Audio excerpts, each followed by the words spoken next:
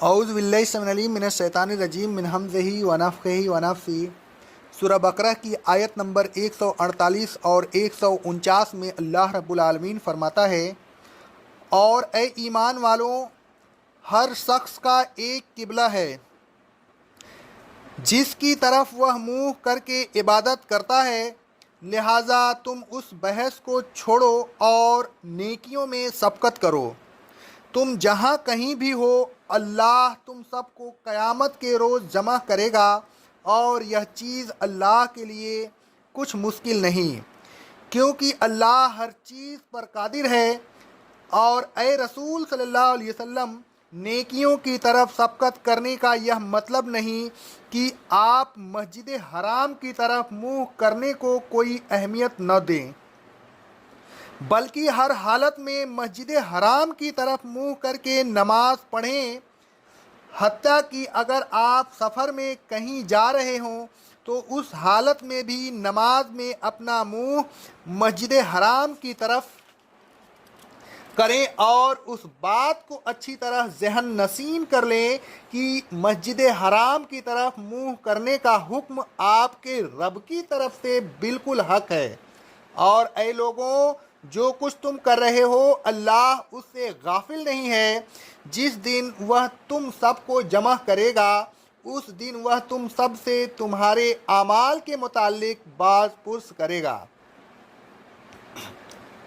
ہر فرقہ کا ایک قبلہ ہے، جیسا کہ ارشاد باری ہے، وَلِكُلٍّ وِجْهَةٌ، لیکن کوئی فرقہ کسی دوسرے فرقہ کے قبلہ کی طرف منہ نہیں کرتا۔ اللہ رب العالمین فرماتا ہے سورہ بقرہ کی آیت نمبر 145 میں، ان فرقوں میں کوئی فرقہ کسی دوسرے کے قبلہ کی طرف منہ نہیں کرتا۔ اللہ تبارک و تعالی کے فرمان کا مطلب یہ ہے کہ ہر فرقہ عبادت کے وقت اپنے قبلہ کی طرف منہ کرتا ہے، لہذا اے مومنین، تم بھی عبادت کے وقت اپنے قبلہ کی طرف منہ کرتے رہو، کافروں کے اعتراضات اور بحث و مباحثہ سے روگردانی کرو، اور بس اب اللہ تعالیٰ کے احکام کی تعمیل میں لگ جاؤ، نیکیاں کرنے میں ایک دوسرے سے سبقت کرو۔ آخرت میں نیکیوں کی فراوانی ہی کام آئے گی۔ جس کی نیکیوں کا پلڑا جھک جائے گا وہ نجات پائے گا، اور جس کی برائیوں کا پلڑا جھک جائے گا وہ نقصان اٹھائے گا۔ اللہ رب العالمین فرماتا ہے سورہ المومنین کی آیت نمبر 102 اور 103 میں، جن کی نیکیوں کے اوزان بھاری ہوں گے تو ایسے لوگ فلاح پائیں گے، اور جن کی نیکیوں کے اوزان ہلکے ہوں گے تو یہ وہ لوگ ہوں گے جنہوں نے اپنے آپ کو نقصان میں مبتلا کیا، اور اب وہ ہمیشہ دوزخ میں رہیں گے۔ نیکیوں کو کبھی حقیر نہیں سمجھنا چاہیے، اس لیے کہ نیکیاں ہی تو گناہوں کا کفارہ ہوتی ہیں، نیکیاں گناہوں کو مٹا دیتی ہیں۔ اللہ رب العالمین فرماتا ہے سورہ ہود کی آیت نمبر 114 میں، بے شک نیکیاں گناہوں کو دور کر دیتی ہیں۔ رسول اللہ صلی اللہ علیہ وسلم فرماتے ہیں، صحیح بخاری اور صحیح مسلم کی حدیث ہے، اس حالت میں کہ ایک شخص سڑک پر چلا جا رہا تھا، اس نے سڑک پر ایک خاردار ٹہنی دیکھی، اس نے اسے اٹھا لیا، اللہ نے اس کی قدردانی کی اور اسے بخش دیا۔ حدیث بالا سے ثابت ہوا کہ بعض نیکیاں حقیر معلوم ہوتی ہیں، لیکن خلوص نیت سے انہیں کیا جائے تو وہ بہت بڑے اجر کا سبب بن جاتی ہیں، اور نیکیوں اور برائیوں کے اوزان میں جو فرق ہوتا ہے اسے پورا ہی نہیں کرتی، بلکہ نیکیوں کے پلڑے کو جھکا دیتی ہیں۔ نتیجہ یہ ہوتا ہے کہ اللہ تبارک و تعالیٰ نیکی کرنے والے کو بخت دیتا ہے۔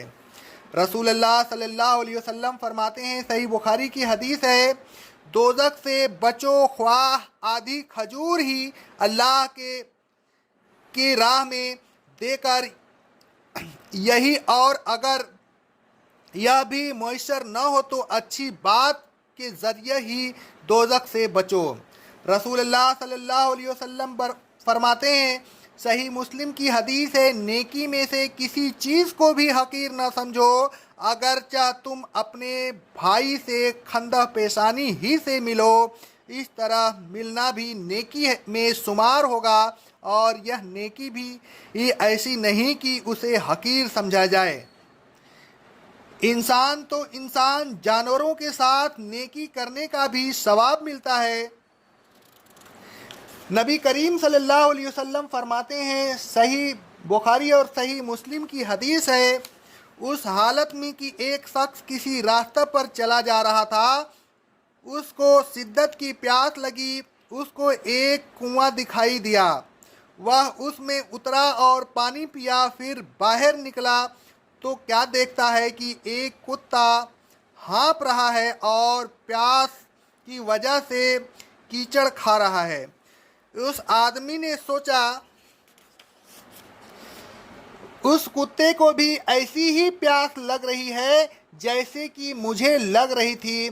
वह फिर कुएं में उतरा, अपने मोजे में पानी भरा, फिर उसको अपने मुंह से पकड़ा और कुत्ते को पानी पिलाया।